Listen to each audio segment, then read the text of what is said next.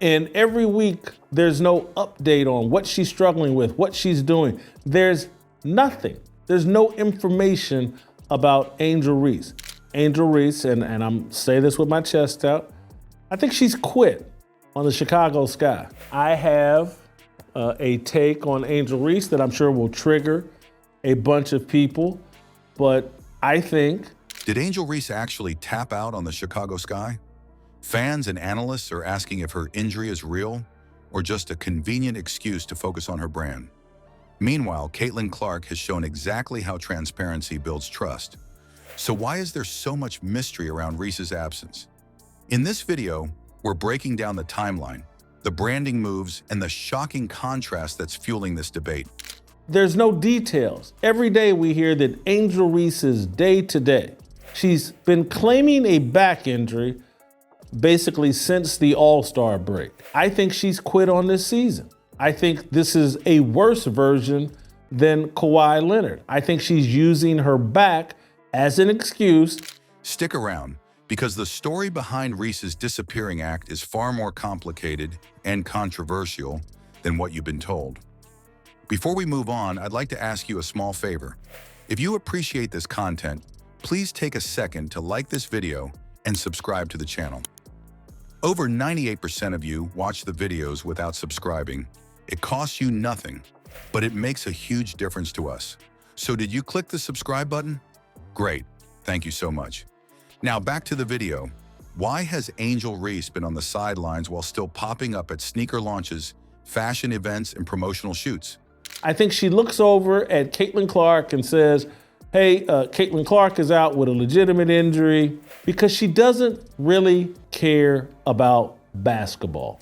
When the first voting results came out about the All-Star game and I was 13th, holy cow, Angel Reese panicked. That's the question fans can't stop asking, because the timeline doesn't add up.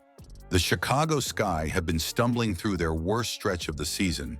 In the last 3 weeks alone, they dropped 3 straight games, each one more frustrating than the last. Reese only suited up for 3 games in the past 4 weeks. So even when the team desperately needed her presence inside, she wasn't there. It's not just about missing minutes either. It's about how the silence from the team made it all feel vague and frustrating for fans who just want straight answers. The weird part is the mixed signals. If a player is too banged up to hit the floor, you expect them to be rehabbing, taking a step back, or at least showing signs they're working to get right again. Instead, Reese has been fully visible in another space, the branding arena. One weekend she's sidelined from the roster, the next she's front row promoting sneakers. She was missing in gritty matchups, but present in glossy photo ops, leaving people wondering where her priorities are. You know, she's just focused on her rehab right now, and, you know, she's day to day. I came to this conclusion this weekend when I watched the Indiana Fever destroy the Chicago Sky, and now she said, hey, the Chicago Sky sucked this year, peace out. We've never had an explanation on what caused the back injury. And then, just when the confusion reached a peak, she checks back into the rotation in the perfect moment, her grandmother's first time in the stands. That one appearance sparked more chatter than any of her box scores this season, because it almost looked less like medical clearance and more like personal timing. That selective appearance brought out even sharper criticism when ESPN commentators openly speculated that Reese was probably done for the season. Hey, we're not gonna win anything this year. I'm not putting these L's on my resume. What's a time frame for her recovery? It's similar to so-and-so's back injury. This is something she struggled with here or there.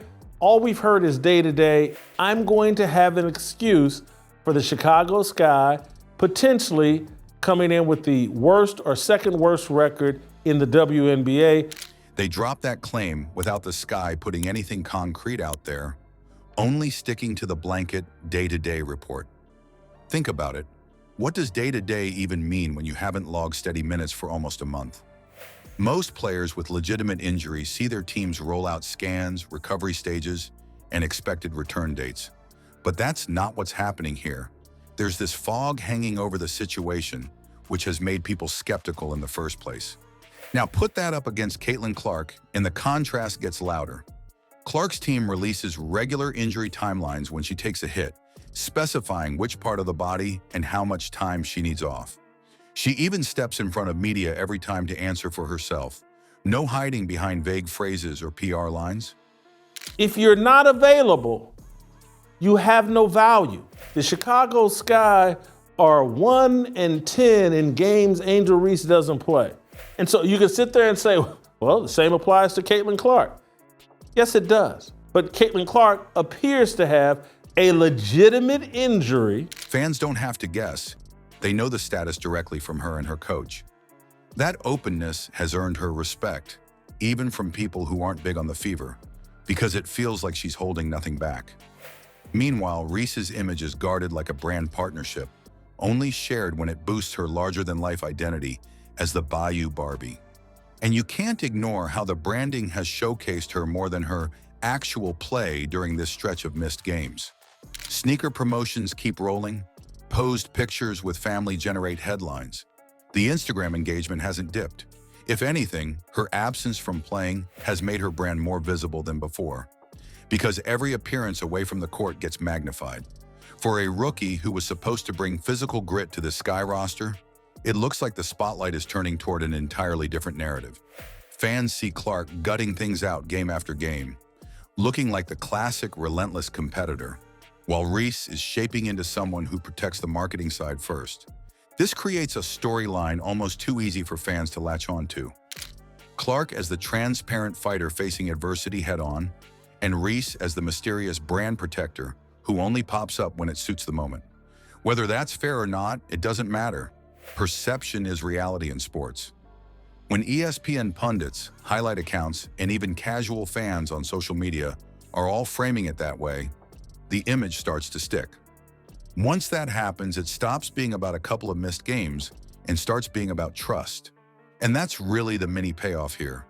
With Reese away from the court but everywhere else, people start wondering what players owe their teams versus what they owe their own image. Fans tune in to see athletes grind through ups and downs, not vanish behind uncertainty and show up polished for product features. It's not just her reputation at stake.